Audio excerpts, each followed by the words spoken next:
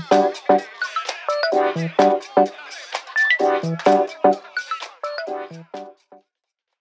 afternoon, everyone. Welcome to all the traders and investors who have decided to join us in this session hosted by BPI Securities.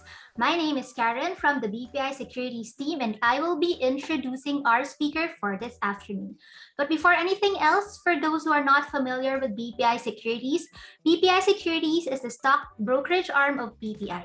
But for you online traders, you are most probably familiar with our trading platform, bpitrade.com, which provides you with the right trading tools and invest in the stock market. Today, we are glad to have you join Mr. Angelo Torres, who heads the research team of BPI Securities, as he shares his insights on the key sector trends to expect in 2022. Also, if you have questions, please feel free to post them in the chat box so Sir Jello can address them later. So without further delay, we would like to welcome Mr. Angelo Torres. Sir Jello, the floor is yours. Thank you. Thank you, Karen. Hi, everyone. Good afternoon. Thank you very much for the time, the attention, as well as the engagement for later. We hope that you've been enjoying yourselves and learning a lot from this unique and amazing investment expo presented to us by the Philippine Stock Exchange. So again, my name is Angelo Torres. I currently head the research team of BPI Securities, and are very grateful to be given the chance to speak to you all this afternoon. So I'll be walking you through the key sector trends that we think investors should watch out for in 2022. So essentially, we think that the economy will continue to grow this year and will likely translate to improved domestic demand. And as such, that should be supportive or underpin earnings growth for the sectors and the stocks in the PSE. We think that we will reach pre-pandemic economic levels by the third quarter of this year. I'll walk you through all of those thoughts, all of those details later on. So again, I'll start my presentation with a brief macro update, and then we will proceed with our sector views. Okay, so on the next slide, just wanted to provide an update on the GDP numbers that came out last Thursday. Economic growth was better than expected, and hence this is quite encouraging news. So the Philippine economy expanded by 7.7% in the fourth quarter of 2021, and on a full year basis, the economy grew by 5.6%. So the GDP print or number for the fourth quarter was actually higher than the 6.5% median estimate of analysts surveyed by Business World. So the economy moved closer to full recovery in the fourth quarter amid the improvement in mobility. Note that mobility in retail centers went back to pre-pandemic levels towards the end of the year, and this really boosted consumption. It should be noted that only 20 to 45% of Filipinos were fully vaccinated during the fourth quarter, and yet the confidence of people to go out improved significantly. We also think that the economy could have grown by close to 8% or around 8% if not for Typhoon Odette. And if the current growth momentum is sustained, we think that economic output will return to pre-pandemic levels by the third quarter of this year. Household consumption continues to lead the recovery among the demand components with 7.5% growth in the fourth quarter. Again, the easing of quarantine restrictions allowed minors and essentially allowed minors to also come out, and they are a big contributor to household spending because before pandemic, minors were a big driver of spending in malls as well as in retail centers. On top of this, e-commerce is becoming more entrenched in the spending habits of Filipinos, and that has helped drive the improvement in consumption. Investment spending also posted double-digit growth at close to 13% in the fourth quarter. And among its components, private sector construction, however, remained quite tepid at 9%, 9.3% growth for the on a year-on-year basis in the fourth quarter. But it's the public sector or the government spending has been quite robust. On the next slide, here are our official economic projections. Excuse me. Note that the economists in BPI made these projections prior to the fourth quarter GDP release. Excuse me. But nonetheless, we expect real GDP to accelerate to about 7% for this year, from more than 5% last year. Of course, the low base in 2020 helps, but our view is that both businesses and consumers have learned to adjust to the pandemic. For instance, taking advantage of technology, and because of this, we think that that's quite possible for the economy to still grow despite the ongoing COVID crisis. Also, the widespread vaccination rates in the country, especially in NCR, which is the main growth engine of the Philippines, should also help support economic growth this year, and this should drive both business and consumer confidence. We expect the high contact sectors, namely transportation, food service or restaurants, retail and recreation, to see a sharp recovery this year, especially if mobility levels improve. We also expect capital spending to help drive GDP this year due to infra-related activities, while government consumption should also rise in part due to the elections in May. So in a nutshell, the improving economic conditions should be supportive for Philippine equities, as this should drive business activity and essentially support earnings growth. Just quickly on inflation, we expect this to ease to about 3.8% this year from 4.5 last year, and this is really because of some softening in food prices. Although we must note that 3.8 is still above pre-pandemic inflation levels. This is also at the higher end of the BSP's long-term target range of 2 to 4%. So what will keep inflation still elevated relative to previous years? It's really because the supply chain bottlenecks or issues that we're seeing globally, plus some weakness in the peso, could also add to the inflation, elevated inflation trends that we're seeing. It's because if the peso weakens against the dollar, so that makes importations or imports more expensive for us. And since we import a lot as a country, food and oil, energy, etc., then that could translate to some pressure on consumer prices. Next slide. So just an update on the vaccination drive in the Philippines. We're more than 50% vaccinated on a fully vaccinated so far. Although which we show on the chart on the right, we're quite lagging versus some of our peers in the region. But the point is, on a weekly basis, we are seeing a lot of improvements.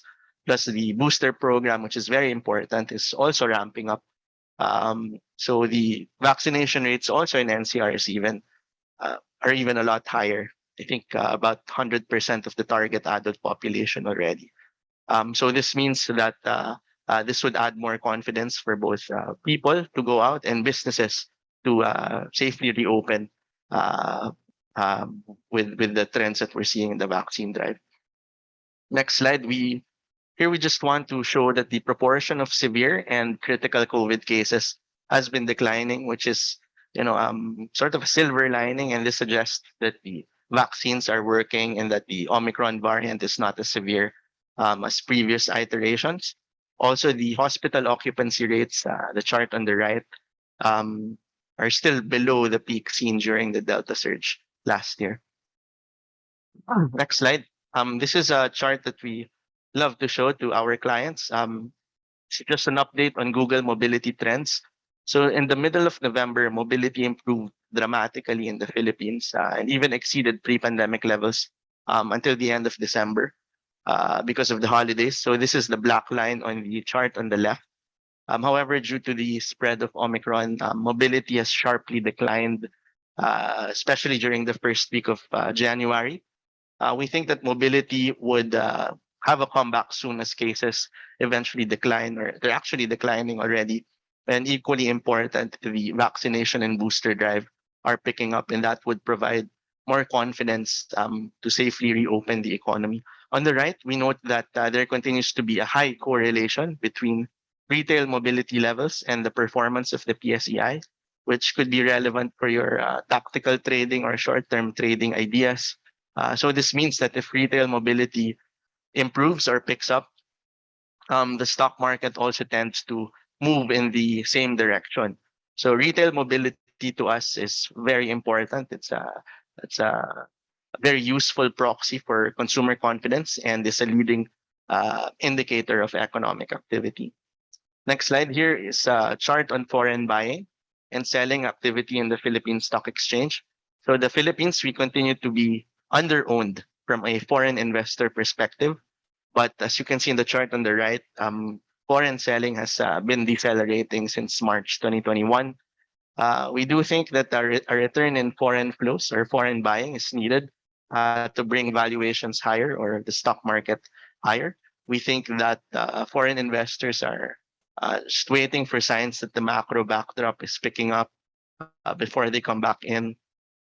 In particular, if economic growth that we showed last year can be sustained. Um, Also very likely that they are on wait and see mode due to the elections. But given the massive underperformance of the Philippines in the last 2 years, so we've been a laggard or we've lagged um, Asian markets or Asian stock markets in terms of performance. And the valuations have turned more attractive and coupled with economic recovery and that should support earnings growth. There is a chance we think that foreigners would eventually come back as we have seen towards the end of 2021. So now more than COVID, the issue now among foreign investors would be the potential monetary policy tightening of the Fed, and that has affected sentiment on U.S. stocks, particularly the tech stock. We'd like to see things on a more positive angle, if anything. A potential silver lining from this is that there could be a possibility that some investors rotate into Asia, where GDP is expected to do well and be supportive of earnings, while valuations also look quite decent. In the last few weeks, I've read some investment houses overseas and fund managers were doubling down on the recovery prospects in India, especially some cyclical sectors like property and banks. While there is a growing number of equity houses and investors who are turning more positive on China due to valuations after a year of being hammered by regulatory issues. Plus, the recent move of the Chinese central bank to slightly cut benchmark rates, lending rates, was seen as positive by investors, and some analysts actually expect more um, rate cuts from the Chinese central bank at a time when other major markets or major economies are looking to raise rates. So hopefully this would attract flows into the region in Asia, and we hope that there would be some spillover into the Philippines, given that um, you know stocks are quite cheap at the moment. Plus, we do expect uh, good growth, good economic growth to be supportive of earnings. Okay, next slide. Here we depict price to earnings ratio trends. So PE is basically a measure to gauge if a stock is overvalued, fairly valued, or undervalued. So as a rule of thumb, if the higher the PE, the more expensive the stock looks, and the lower the PE, the cheaper the stock looks. So on PE trends, the PSEI, we're currently trading at about 16.9 times and 2022 earnings. So this is below the 10-year average forward PE of 17.7 times, also significantly below the peak cycle PE of 24 times towards the end of 2020. As such, Philippine equity market valuations look attractive to us, especially if we compare versus historical trends. And basically, what we're saying is that Philippine shares look cheap to us at the moment after being a laggard for 2 years. And since we're also below the long-term average, we think that the downside to valuations look limited. This means that to us, the likelihood of a sharp correction or sell-off in the market is quite low. Next slide.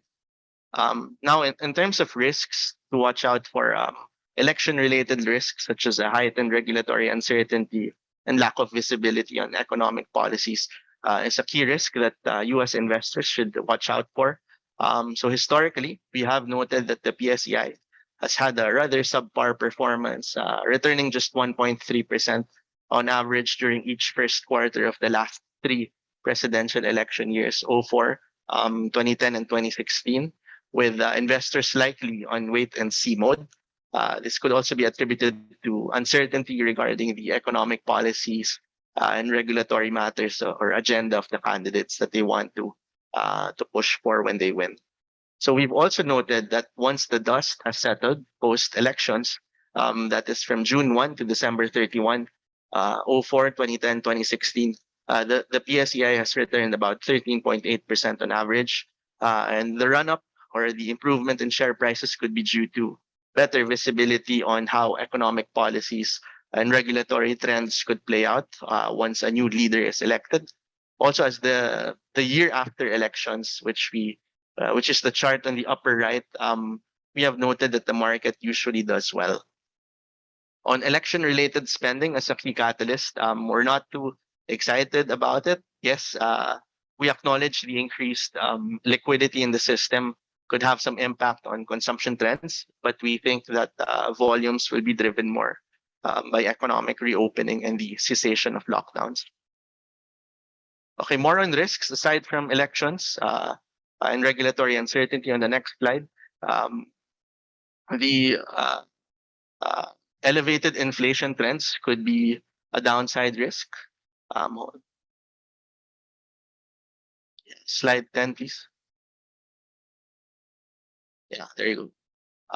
So okay, just let me repeat. So aside from election-related risks, elevated inflation trends is a key downside risk. As you know, and this could be worsened by a weaker peso. And as you know, the Philippines were not well positioned uh, in a rising commodity price environment, given our status as a net importer of food and oil and a lot of other things.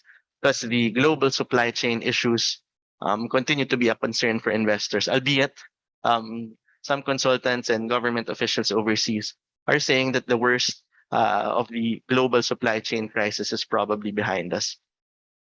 And we think that the consumer sector that is most exposed to inflation headwinds. And as you can see in the chart on the left, there is an inverse relationship between inflation and consumer confidence or sentiment. Meaning, if inflation increases, consumer sentiment declines because that means your purchasing power falls.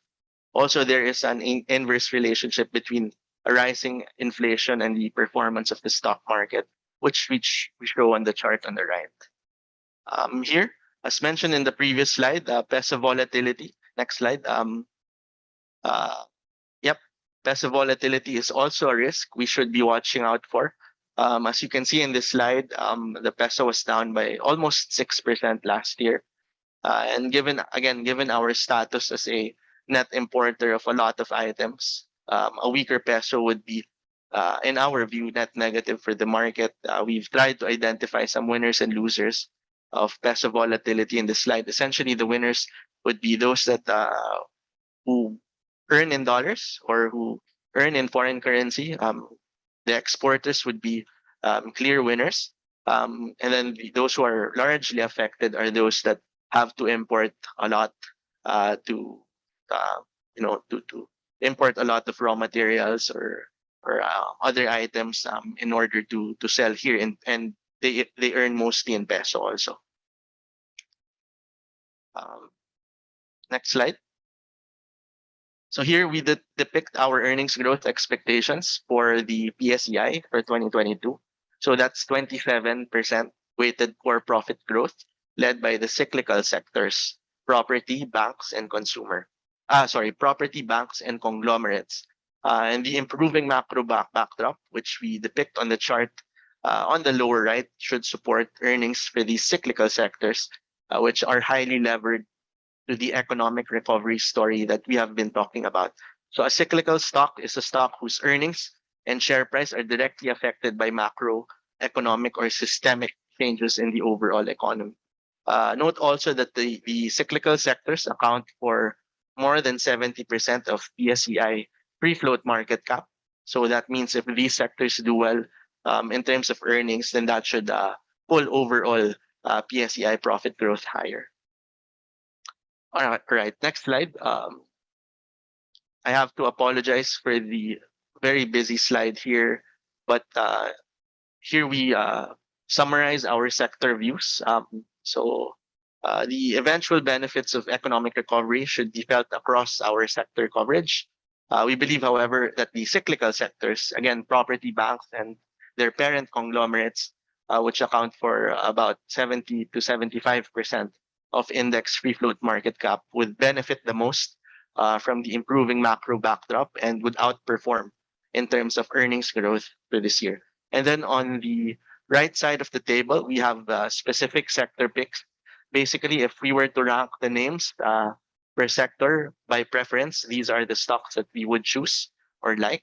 Um, so that's BDO for banks, Ayala Corp and GT Cap for conglomerates, URC for consumer, ICT for industrials, Ayala Land for property, A-REIT and PhilREIT for REITs, Converge and Globe for telcos, and ASEN and Aboitiz Power for the utilities sector.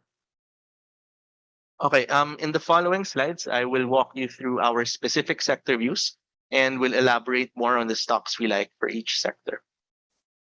All right, so here, this is in the banking sector. From low single-digit loan growth last year, we're forecasting loan growth to accelerate to high single digits for this year. But we do think that growth will be more skewed towards the second half of the year when excess liquidity eases because since the onset of the pandemic, large corporations have amassed a lot of cash because some of them or a lot of them have delayed their spending plans or investment spending plans. And we think that in the first half, they'll take advantage of the liquidity that they have. But towards the second half, we do expect these large corporate accounts to rely on banks for funding for both their working capital and capital expenditure requirements. Also, in the second half, we think that consumer sentiment will be much stronger, and hence there will be stronger demand for both stronger credit demand for both housing and auto on the consumer side. And then just back to corporates, we think that the sectors that would lead loan growth for this year would be manufacturing, telcos, real estate, utilities, and later on the year, construction and transportation. Um, when we talk about banks, we also talk about net interest margins or NIMs. It's basically net interest income divided by your average earning assets. Basically, we think that the NIM or NIMs will be expanding this year because of rising benchmark rates. So that would allow banks to be able to lend and earn interest higher.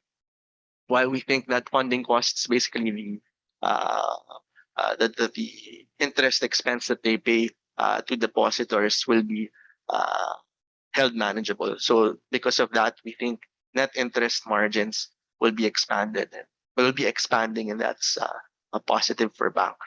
We're looking at about 20 basis points or for NIMs across our sector coverage to expand. Okay, next slide. When we talk about banks, we also talk about asset quality a lot. This is a very important metric used in analyzing financial institutions. And NPL or non-performing loan ratio is something that you probably have read about in the news. So last year, the big banks were looking at about 4 to 5% peak NPL scenario. However, as of September 2021, the actual NPLs are substantially below that, around 2 to 3% only. While there are some vulnerable sectors like travel, hospitality, retail, and some MSMEs that could pull up NPLs higher for the balance of 2021, our view is that asset quality or NPLs would still be manageable even this year, especially with Omicron not as severe as other variants, while the increasing vaccination rates should allow economic activity to pick up. Next slide. Just wanted to depict here that banks remain liquid, plus their strong capital positions on the right should enable them to capture the benefits of recovery as the market turns. So so LDR, or loan to deposit ratio, which we depict on the chart on the left, is basically the ratio of gross loans over deposits. If this ratio is low, this means that banks can uh, have a lot of deposits still that they can deploy into loans, which suggests basically the opportunity to lend more. Meanwhile, CET1 and CAR, which we illustrate on the right, indicate the capital position and health of the bank. So the CET1 and CI CAR ratios, or CAR, are basically a measure of how much capital a bank has available, computed as a percent of risk-weighted assets. And the purpose is to determine that banks have enough capital buffers to handle a certain amount of losses. Next slide. Still on the banking sector, all of the banks we cover are expanding aggressively in the online space or digital space, which is really the way of the future. We've seen a lot of growth for this segment in terms of number of users, transaction count, value since the start of the pandemic. Of course, there will be competition from fintech and digital banks, but our view is that there is room for different players to succeed in this space, given the size of the market and the huge unbanked population in the country. Um, right. So again, in the nutshell, in for the banking sector, we like video, um, and it is trading at attractive valuations. Plus, its scale and dominance should enable it to capture the benefits of recovery as the market turns. However, we're not allowed to have an official view on BPI. Okay, next slide. This is a different sector, just on consumer. With mobility trends seem to improve, we think that in-home consumption could normalize further. So in-home consumption is basically about cooking and consuming at home. So we think that if this normalizes, this could adversely affect volumes of some staple food producers, URC, Monde, CNPF, and FB. On the bright side, as more people eventually return to the workplace, even some students go back to school, we think that out of home products, such as ready to drink beverages, single serve snacks like biscuits, crackers, cakes, chocolates, coffee mixes, and cup noodles, should see a corresponding increase in demand. And this should positively impact the likes of URC and Monde, which have substantial out of home products across their portfolios. Also, reopening in the hospitality sector should be positive for food service suppliers like FB, BNL, Monde, and CNPF. And beer consumption, which should benefit FB, should also see an acceleration as liquor bans become a thing of the past, and bars eventually refill their inventories. Mergers and acquisitions is a key catalyst for this year, with the URC and CNPF potentially benefiting from earnings accretive acquisitions. As you know, URC has recently closed its acquisitions of Munchies in Malaysia, which is a leading brand in the biscuits category in Malaysia. It's a high margin business. Meanwhile, CNPF's proposed acquisition of Ligo Sardines, it's an asset acquisition, we think is accretive due to the synergies in selling and distribution, supply chain, and procurement. Plus, we think that plus Ligo is priced a bit higher than CNPF's existing 555 sardines business. So that means it's also accretive in terms of margins and earnings. In the consumer manufacturing space, the URC is the stock that we prefer at this point. Plus, it is a very liquid stock, and the reasons I mentioned earlier are why we prefer URC. Next slide. For retail, here we depict on the chart on the left the modern grocery has done well due to the pandemic because of their availability and scale. Plus, they generally cater to the middle class, which has had very stable spending patterns. The chart on the right illustrates the big difference between spending patterns of middle and upper class versus that of the lower end market, as depicted by the P Gold operating segments. So you will notice that same store sales growth of the high end SNR brand of P Gold, which has been quite healthy throughout the pandemic, has outperformed that of the mass market Pure Gold brand, which caters to the lower end market. But the decline has been easing since the first quarter. In terms of stock picks for retail, from a valuation perspective, Pure Gold looks attractive at just 12 times PE versus historical of about 17 to 18 times. We also see a recovery in the mass market segment as foot traffic eventually improves, while overall consumption trends should also pick up and be supportive of Pure Gold. Meanwhile, if mobility trends continue to improve and if the new variant uh, proves to be really manageable, there could be some shift in spending from staples to discretionary, driven by pent up demand, and this could benefit the likes of RRHI, which has been a year to date underperformer. Next slide. We think that ramping up online presence would continue to be a priority among retailers. As you can see in the chart below, online revenues have ramped up from less than 1% 2 years ago. Some retailers are able to increase online sales to mid-single digits. And going forward, as the e-commerce channel continues to gain popularity, we expect the online presence of the retailers to grow significantly as well. This should enable them to adopt to a multi-channel approach that would essentially allow them to cater to different types of customers. Next slide on food service or restaurant stock.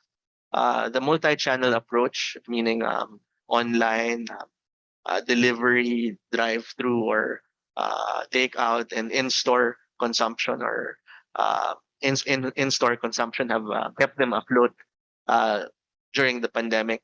As you know, dine-in sales have been largely affected.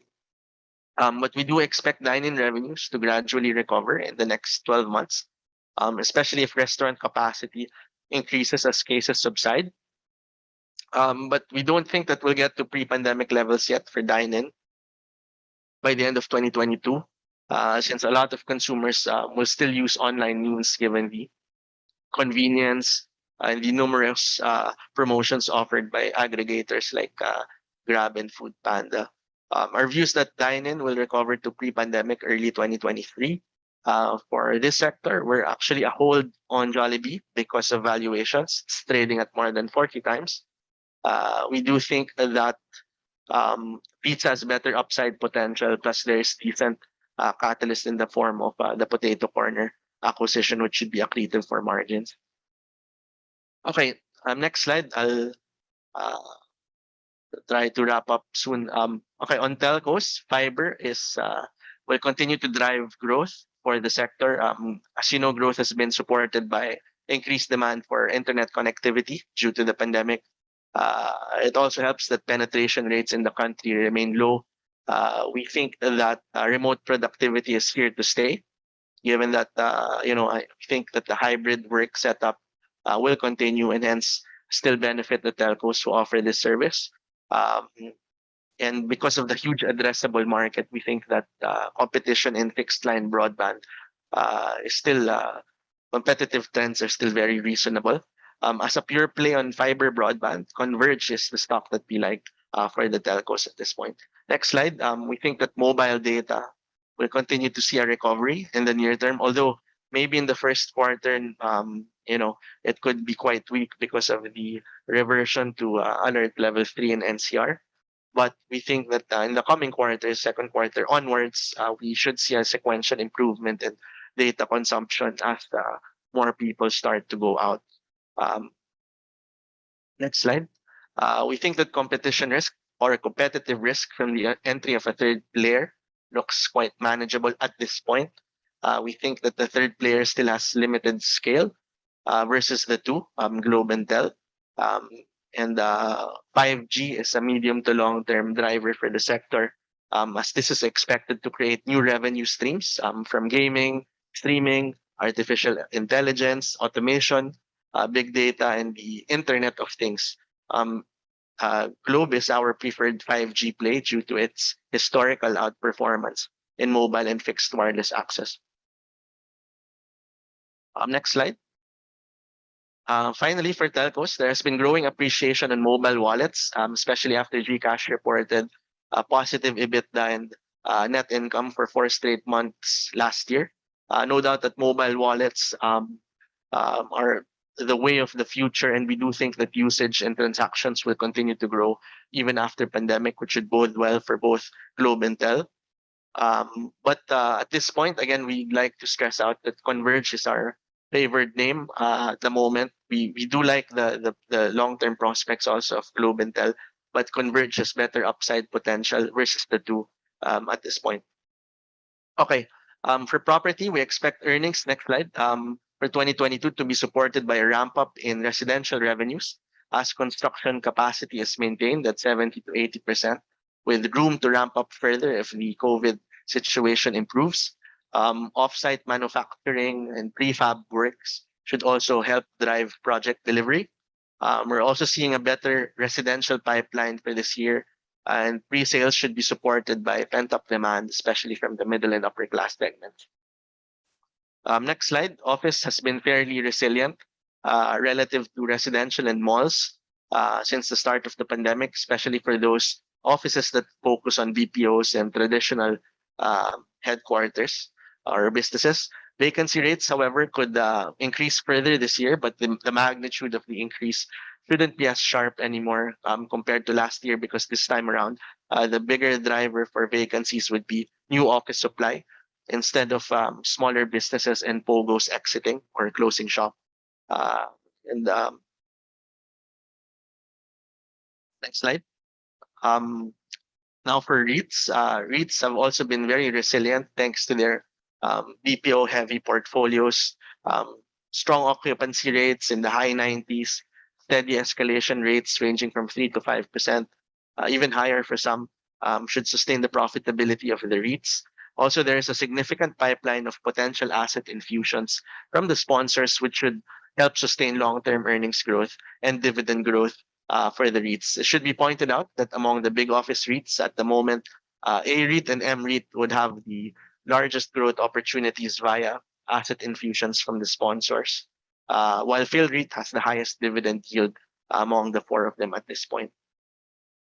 And then finally, next slide, mall operations remain challenged due to the prolonged impact of the pandemic, which has really affected mall foot traffic as well as consumer confidence. We do note the boost in foot traffic above pre-pandemic levels towards the end of 2021. This was when mobility curbs were eased and cases declined and the vaccination drive ramped up. For 2022, we think that mall foot traffic trends could be challenged in the first quarter due to Omicron, but footfall recovery could start to materialize in the second quarter, and we could even see sharp increases in foot traffic by the end of the third and fourth quarter, which should help support mall revenues of the big property names. So in the property sector, Ali is our favorite name. The stock is trading at a wide discount to NAV or net asset value, and the market appears to underappreciate the strategic land bank and very broad portfolio of the company that should allow it to capture the benefits of recovery. Okay, almost done.